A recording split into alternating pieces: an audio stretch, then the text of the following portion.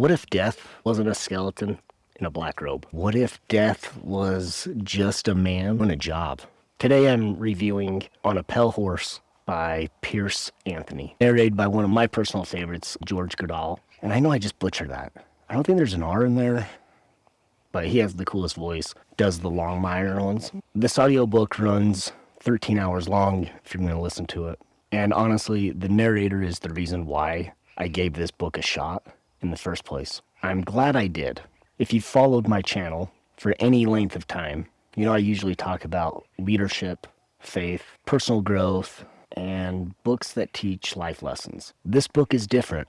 It's fantasy. There's magic, supernatural forces, good and evil battling behind the scenes, and a very unique take on death himself. But even though it's fantasy, I found myself thinking about some very real questions. Questions about purpose, questions about responsibility, questions about right and wrong, questions about the choices we make every day. What is this book about? The story follows a man named Zane. Through a strange set of circumstances, he ends up killing death. The problem is, when death dies, somebody has to take his place. Somebody becomes Zane. Now he has to wear the cloak, ride the pale horse, and escort souls to their final destination. As the story unfolds, he discovers that the battle between good and evil is much bigger than he ever imagined. Every soul matters, every choice matters, and the forces of heaven and hell are competing for influence in ways most people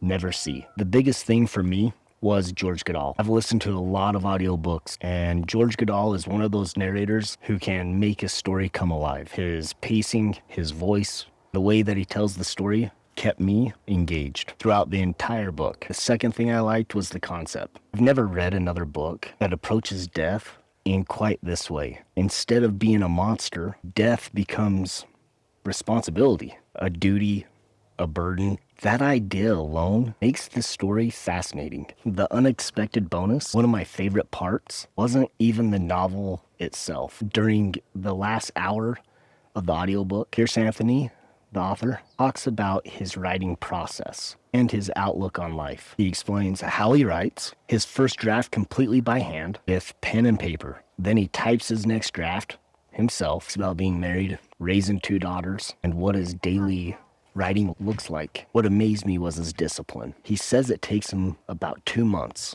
to write a first draft and another 2 months to prepare the manuscript for publication. 4 months of consistent work. That reminded me that books don't just magically appear. Great work usually comes from steady effort over time. Lessons I took away. Even though this is a fantasy fiction, I walked away with a few lessons. First, every role comes with responsibility. Zane, he didn't feel qualified to become death, yet he's forced into the position. He has to grow into it. I've experienced that in my own life. Sometimes we're given responsibilities we don't feel we're ready for. Second, choices have consequences. There's a battle between good and evil. Now, I obviously view that through a biblical lens, but it still reminds us that our decisions matter and that character matters. Final thoughts. Would I recommend On a Pale Horse? Absolutely. Especially if you're a fan of fantasy audiobooks. If you're already a George Guidall fan, I think you'll enjoy this one even more.